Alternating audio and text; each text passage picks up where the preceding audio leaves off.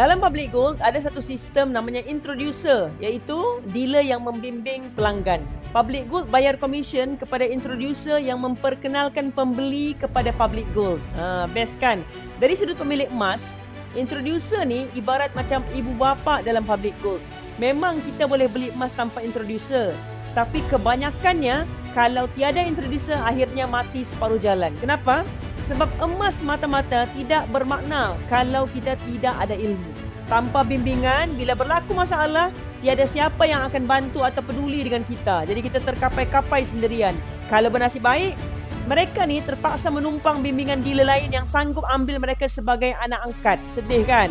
Lebih susah lagi, kalau mereka mau upgrade menjadi dealer, kebanyakannya terpaksa bergantung sepenuhnya kepada introducer baru.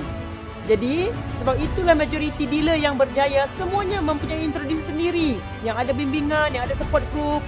Bukan beli tanpa bimbingan.